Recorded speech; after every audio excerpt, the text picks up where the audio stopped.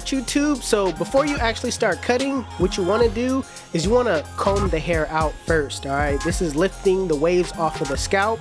That way it makes it a lot easier for the hair to run through the teeth of the blade. Also, it has a lot to do with snagging with the clipper.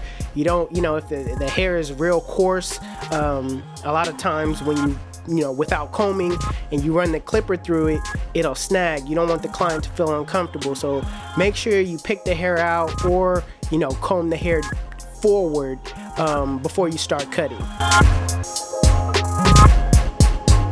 Also, with wavers, pay attention to their hair pattern and the way their hair is growing. A lot of times when cutting a waver, you might not be going in the direction that they want to go in. So if you don't understand how their hair is supposed to be combed or brushed, have them do it first. That way they'll show you and you can get a better understanding. Alright, so my client wanted a 2 on top, so I went ahead and grabbed my 2 with the lever closed. Now the reason why I closed the lever is because when you open it, that turns into a 2.5 rather than a solid 2. So if you want the length of the hair to be at a 2, make sure you close the guard. Right now I'm going with the grain of the pattern, making sure that I go slow.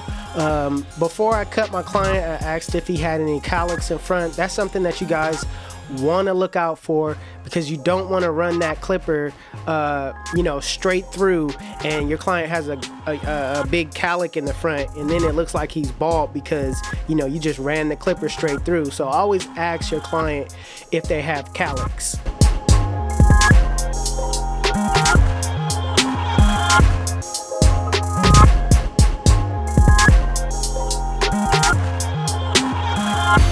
So to all my beginners and people that's in barber college, you guys want to make sure that you experiment. And what I mean by experiment is use your left hand, or if you're left-handed, use your right hand. All right, it's nothing more uncomfortable than being confined to using only one hand, man, because you could be on one side, you could be on the left side and use your right hand, and that's cool.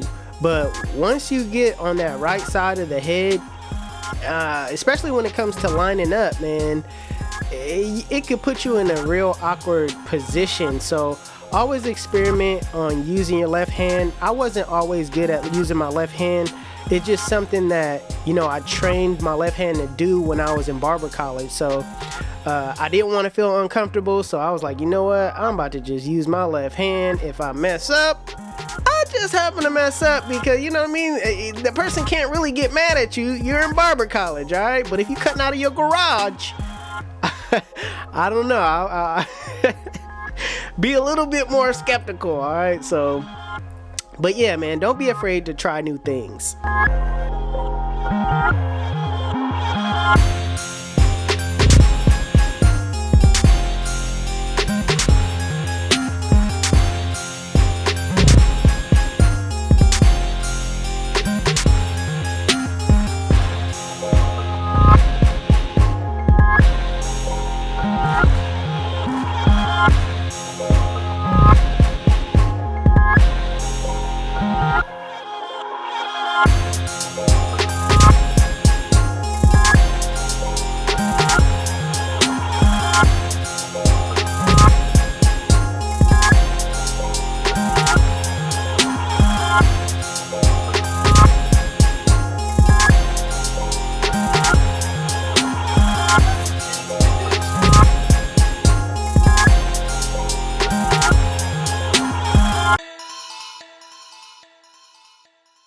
So once I'm done cutting everything down, I like to do a small little brush session.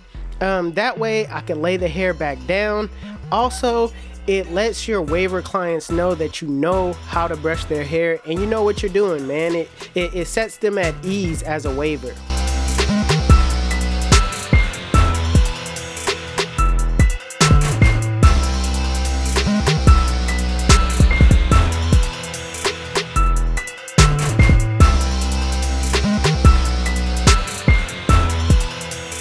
Now when it comes to setting in the bald line, I'm going to use my Babyliss custom skeletons to set it in. Now if you're a beginner, I would not recommend setting in your line like this. This is just because I'm experienced. I like to see a bold, hard line, knowing that I could take it out with my other clippers. Right now, I'm going in a rainbow-like shape. My client wanted a high taper, so this is kind of the shape that I like to give, either like a taper or, you know, all my high tapers. The reason why I do this is because I want to look different. I want, when my client leaves the shop, that somebody says, hey man, what kind of taper is that? Where'd you get that from? You know what I mean? It's a signature look, and you want to develop your signature look. Next step, using my Andis cordless masters with the lever open, I'm going up about a ½ inch, making sure I keep that same rainbow-like shape all the way through. Now, when it comes to it being near the lineup part, I don't go up that full ½ inch. I want to keep that area as dark as possible. That way I could get a nice, crisp, bold line.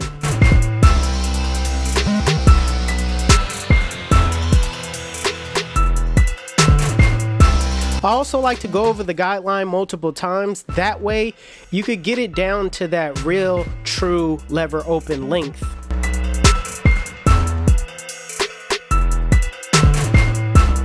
So with the one guard open, I'm going up the same width that I did with the lever open, and I'm just kind of flicking out. I'm not trying to, you know, dig in. I don't want to set a harsh guideline. I want to make sure the transition flows as good as possible, so try not to dig in. Now with the 2-guard open, I'm not necessarily setting in a guideline. I'm just basically debulking the areas where I see bulk.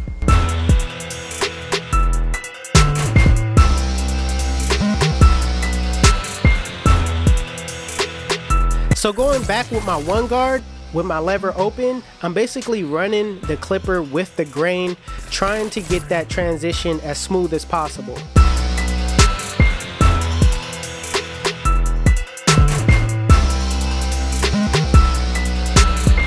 Now closing the lever on that 1-guard, what I'm trying to do is soften up that middle line. So in a flick out motion, flick out that middle line.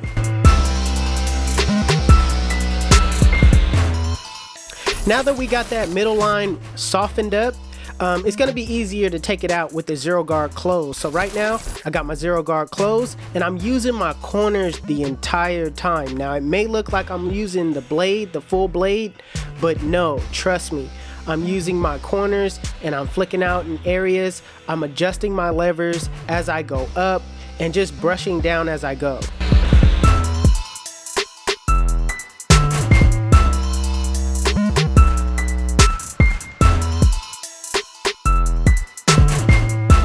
Now with the lever fully closed in a flick out motion, flick out that bottom line. I'm starting below the line and I'm flicking to the line.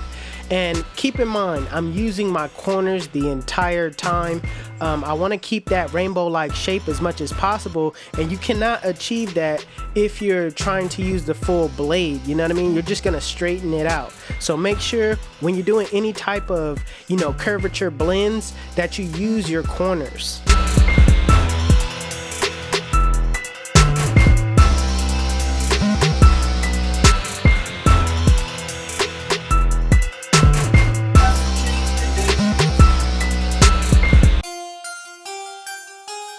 So right now I'm doing some detailing. I'm going back with my 1-guard, debulking with the grain. I'm gonna clear out areas where I see bulk and use my corners and, you know, just perfect the blend as much as possible. So when it comes to the back taper, I use the same exact steps. The only difference is when it comes to wavers, I don't curve you know, the bald line or do anything fancy. I give a straight basic taper in the back. When it comes to wavers, we don't like too much, you know, uniqueness in the back or anything like that. We just want a basic taper. So right now I'm going with my bald line, setting it in straight.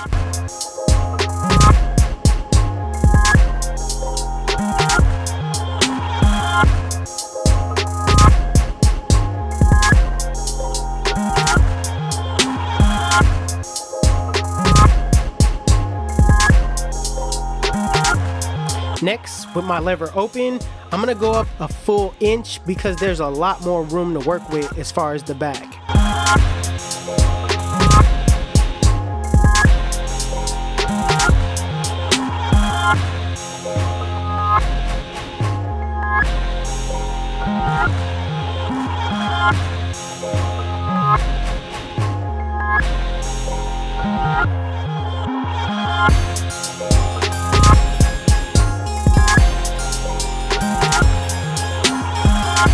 Now with the one guard open, going up about a full inch, making sure I brush down as I go.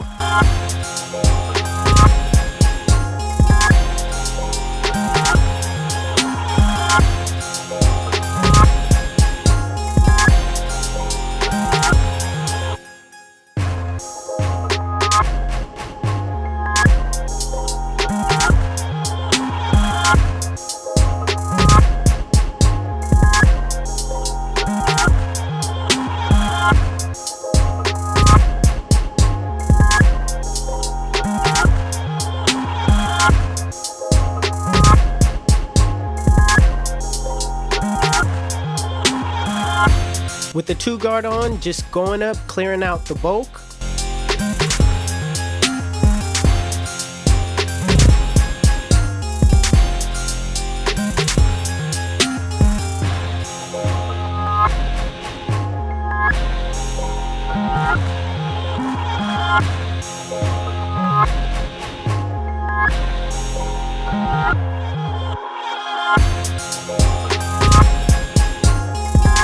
Using the 1 guard with the lever open, flicking out that area between the 1 and the 2. Now with the 0 guard closed and a flick out motion, flick out that middle line. Make sure you start below the line and flick to the line and adjust your lever as you go up.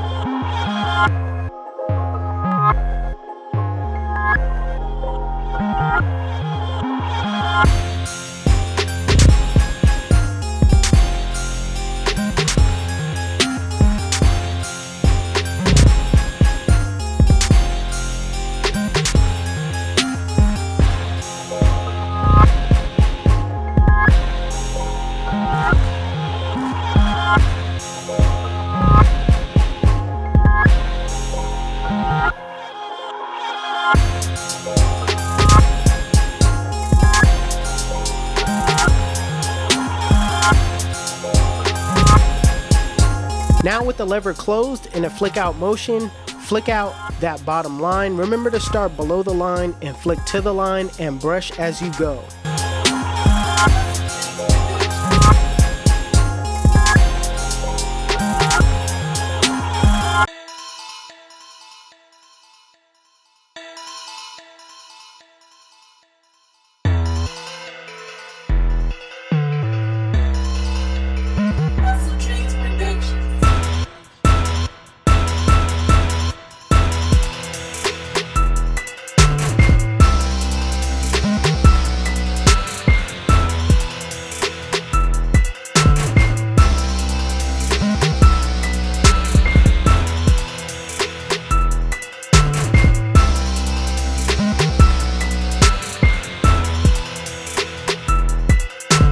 So before I line up my client, a little tip that I use is I spray spritz or hairspray on my client's lineup.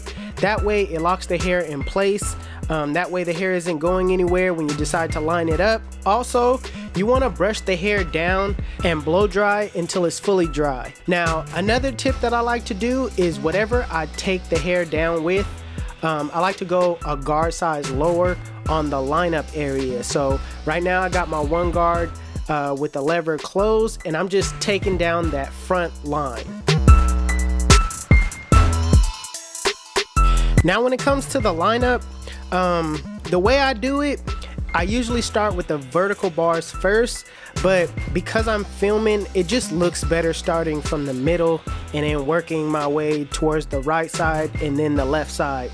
It just looks better that way. So for beginners, you want to line up the vertical bars first, then start from the middle and go to your left side and your right side. But at the end of the day, you want to do what's comfortable for you. This is just what's comfortable for me, and you know, try different ways, you know what I mean? Like, whatever you do though, whatever you do not start from one side and go all the way to the other side. That there, you're bound to have a crooked lineup doing that. So make sure you cut out the middleman by starting in the middle first, all right, and then go to each side.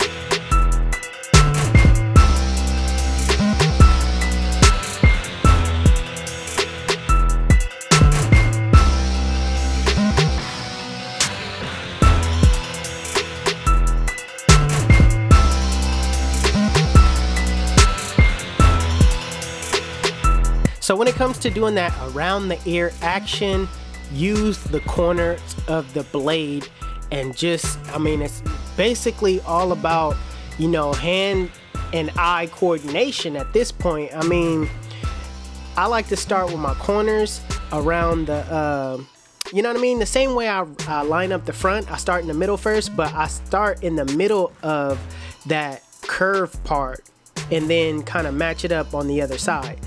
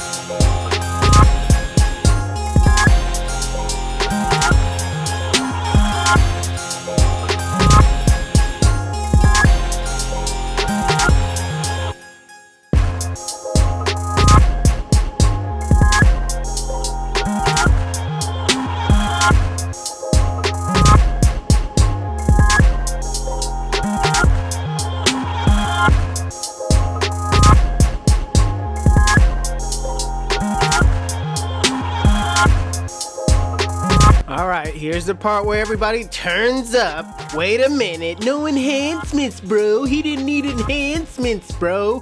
Listen, let me just talk to y'all real quick. If you're in school, all right, it's okay to be on that no enhancements. Matter of fact, be on that no enhancements, okay?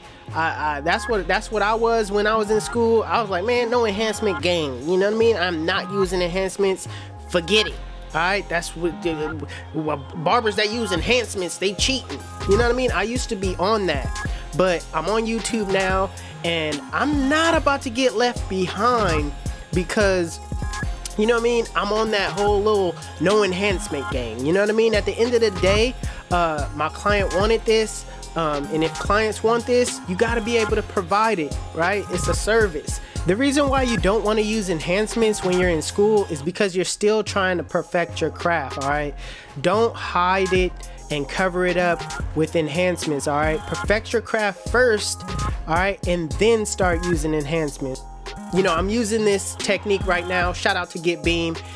He's the reason why I'm using this pencil. It's a great tool. This is a Barber Magic pencil, and all I'm doing is going over the lineup. It builds contrast between the cut and the skin. All right. So after I apply the magic pencil, I'm gonna reline them up. That way, you know, it softens up the. It's kind of like using that brush on. You know how females use the brush on their, you know, when they apply makeup and they use the brush to kind of have it fade in. That's basically the idea of this, is relining it, making it kind of fade in. Also, I'm gonna come behind it with a razor, all right, and that is what sets everything off. That's what puts the icing on the cake.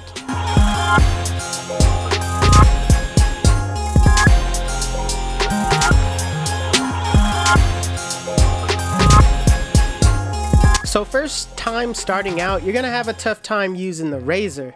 It took me a while to get it right. I always thought that I would, you know, just cut my client, but what you want to do is stretch the skin. That is the most important part. Stretch the skin and basically glide that blade across the skin. All right, set it at like a 45-degree angle, and just, you know, trust the process. That's mainly what it's about, trusting that that blade is gonna glide across the skin.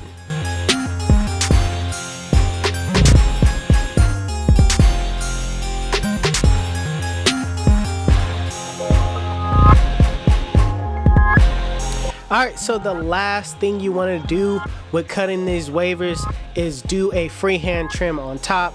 That's cutting off the frizzy hairs that, you know, wavers tend to have. You know, if you do this to a waver, it sets the haircut off, because he's not really going to necessarily look at the cut. He's going to bend his head back and look at the waves first, all right? So you want to make sure you get all those frizzy hairs up top, and that just lets your client know, like, hey, you know what you're doing.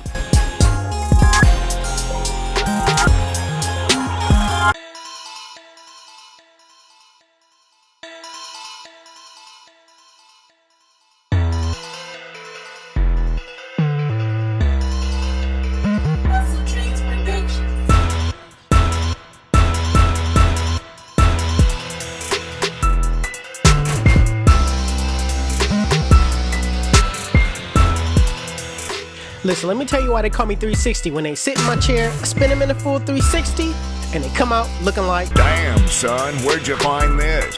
YouTube! This is the cut. And if you like it, make sure you give it a thumbs up. Let me know if you guys want me to do more full-length videos in the comment section below. Also, HustleDreamProduction is my brother. He does all my beats. His YouTube channel will be linked in the description below.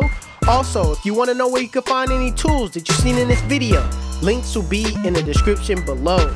Otherwise, you guys can follow me on Instagram and Snapchat. My Snapchat is Jeezy360 and my Instagram is 360Jeezy. But it's your boy 360Jeezy, and I'm out of here.